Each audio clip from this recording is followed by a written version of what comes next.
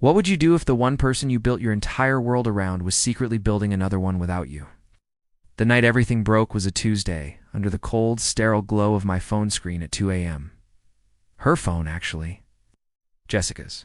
It was lying on the nightstand, buzzing softly, a name I didn't recognize lighting it up. Mark. The message preview was just 3 words. That cabin. Wow. My heart didn't just sink, imploded, leaving a black hole of silence in my chest. We didn't own a cabin. I stared at the dark ceiling of our Chicago bedroom, the city lights painting faint, shifting patterns on the walls, and I just knew.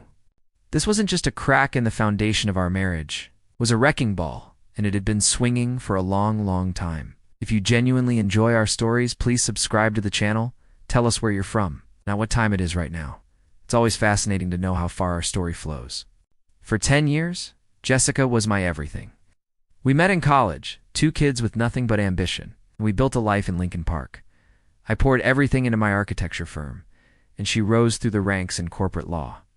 We had the high-rise apartment with skyline views, the dinner reservations at Alinea, the friends who were more like family. It was perfect. The first sign was subtle, a shift in the air so slight I almost missed it. She started working late, emergency meetings that stretched past midnight.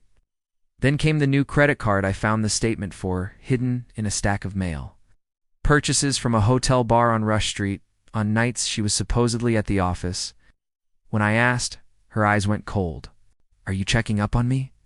I can't believe you don't trust me. She was a master of deflection, turning my concern into an accusation, making me feel small and paranoid. The woman I loved was becoming a stranger, a manipulative ghost in our home. She and him, they felt untouchable, wrapped in their own arrogant world of deceit. One night, I followed her. I watched from across the street as she met him, this Mark, outside a sleek downtown bar. The way he put his hand on the small of her back, the easy laughter she gave him, it was a casual intimacy that felt like a knife in my gut. I sat in my car, the engine off, and just broke. The sobs came out silent and ragged, hot tears blurring the city lights into a meaningless smear. That was the end of the loyal husband. In his place, a strategist was born. I went home, wiped my eyes, and started planning. I hired a private investigator, a grizzled ex-cop who knew the city's secrets. He was worth every penny. He got me photos, texts, GPS data from her car showing trips to a remote location in Wisconsin, a cabin. The asterisk cabin. He even got me the deed. It was in Mark's name. While she was playing house with him on the weekends, I was building my case. I contacted a shark of a divorce attorney, a woman known for leaving her opponents with nothing but legal bills. We set the traps. I quietly moved all our joint assets into a trust she couldn't touch. I documented every lie, every stolen weekend, every dollar she spent on him. The public exposure had to be perfect. Jessica's firm was about to announce her as a junior partner.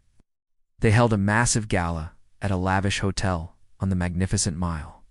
Everyone was there, her bosses, her colleagues, our friends. I waited until her senior partner was giving a speech, praising her integrity and dedication. Then I walked to the podium. I had a microphone in my hand. I'm so proud of my wife, I began, my voice steady. Then I looked right at her, a faint, cold smile on my lips. So proud, in fact, that I wanted to share a little video celebrating her extracurricular activities. On the giant screens behind the stage, the photos flashed. Jessica and Mark kissing in his car. Jessica and Mark walking hand in hand into the cabin. Close-up of the cabin's deed. The room went dead silent. You could hear a pin drop. Her face, a mask of horror, was illuminated for everyone to see. Her career imploded on the spot, but I wasn't done. The final act was for them. I drove up to the cabin that weekend. I knew they'd be there, hiding from the fallout. I let myself in with a key my investigator had made. They were in the living room, a fire crackling, a picture of domestic bliss.